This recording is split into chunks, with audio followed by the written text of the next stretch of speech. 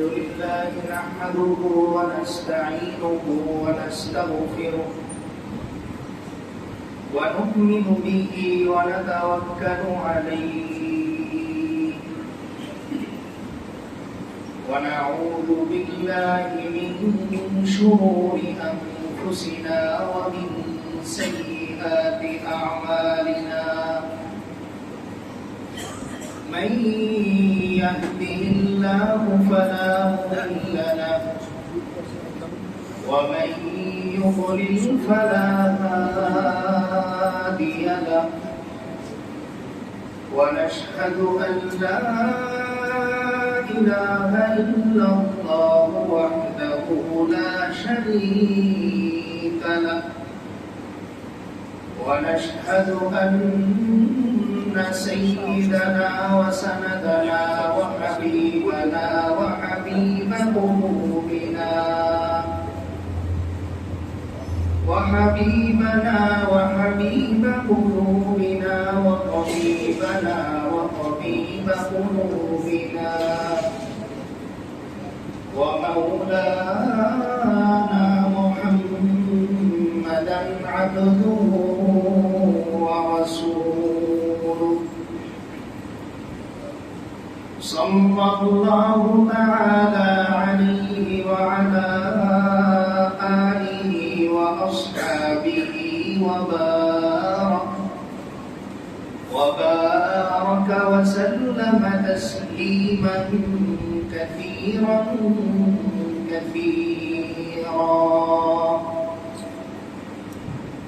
أرسله بالحق بشيرا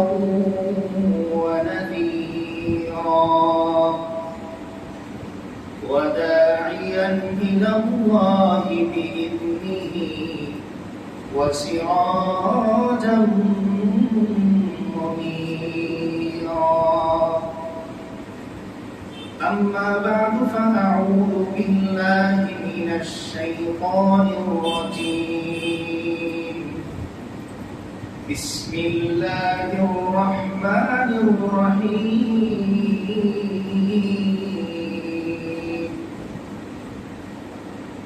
لن ينال الله لحومها ولا دماؤها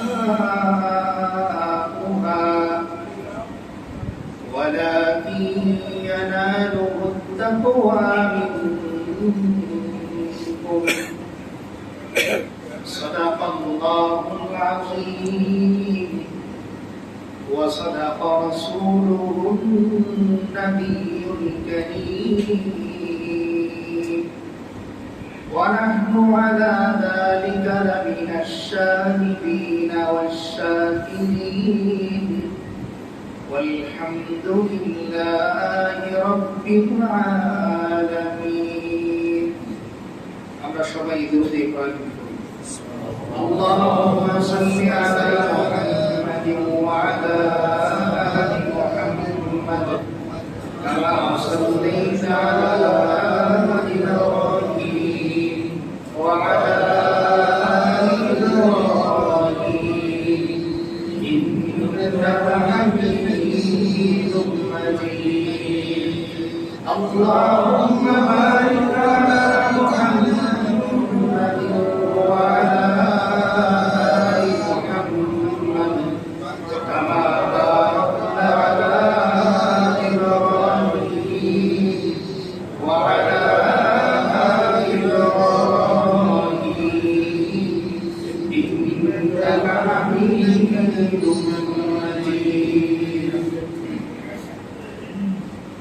الحمد لله আল্লাহ তাআলার দরবারে লাখ কোটি শুকরিয়া যে মহান আল্লাহ রাব্বুল আলামিন আমাদেরকে ঈদ পরবর্তী সর্বশেষ জুমা ঈদুল আজহার পূর্ববর্তী সর্বশেষ জুমাতে আমাদেরকে আল্লাহর ঘর আল্লাহর প্রিয় জায়গা নির্বাচিত জায়গা এ জায়গায় জুমার নামাজ আদায় করার লক্ষ্যে আমাদেরকে এসে উপস্থিত হওয়ার কিছু কথা বলার এবং শোনার তৌফিক দান করেছেন সেই মহান মালিকের দরবারে আমরা একবার শুকরিয়া দান করি, আলহামদুলিল্লাহ। আজকে আমরা তারাই কেবলমাত্র উপস্থিত হতে পেরেছি যাদেরকে আল্লাহ তাআলা পছন্দ করেছেন, নির্বাচন করেছেন, ভালোবেসেছেন। যাদেরকে তিনি পছন্দ করেছেন কেবল তাদেরকেই উপস্থিত হওয়ার তৌফিক দান করেছেন বা করবেন। আর যে মানুষগুলো গরু কেনার ছোটয় হোক, ঈদের মার্কেটের ছোটয় হোক, আজকের এই জুমার নামাজ থেকে বঞ্চিত হবে, তাদের জন্য এটা অত্যন্ত আফসোস এবং পরিতাপের যে আল্লাহ তাআলা তাদেরকে আজকের এই জুমার নির্বাচনের যে নাম, সেই নামের তালিকা থেকে তাদেরকে মুছে দিয়েছে। তো আল্লাহ তাআলা আমাদেরকে যে তৌফিক দান করলেন, এর পেছনে যে রহস্য, যে হিকমত, যে কারণ, সেই কারণ হচ্ছে আল্লাহ তাআলা আমাদের সিজদাগুলো চান। আল্লাহ তাআলা আমাদের সিজদাগুলো চান, আমাদের রুকুগুলো চান। পৃথিবীতে বহু সন্তান আছে, কিন্তু সকল বাবাই অন্যের সন্তানের বাবা ডাক শুনে তৃপ্তি পায় না, বরং সে তখন তৃপ্তি পায় যখন তার সন্তান তাকে বাবা বলে ডাকে। ঠিক তেমনি আল্লাহ তাআলা পৃথিবীর সব মানুষের ডাকে যে সন্তুষ্ট হন, বিষয়টা এরকম নয়, বরং কিছু বান্দার ডাক শুনতে তিনি আগ্রহী বিধায়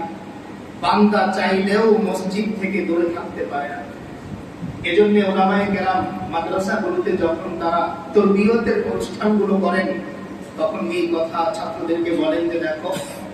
আমি একজন পথের মানুষকে কখনোই নামাজের জন্য জোর নির্দেশ দিই না, তাকে আমি কড়াকড়ি করি না যে মাদ্রাসায় এসো আর মসজিদে উপস্থিত হয়ে নামাজ আদায় করো, বরং আমি তোমাদেরকে আলাদা করে কড়াকড়ি করি। কারণ হচ্ছে আল্লাহ তাআলা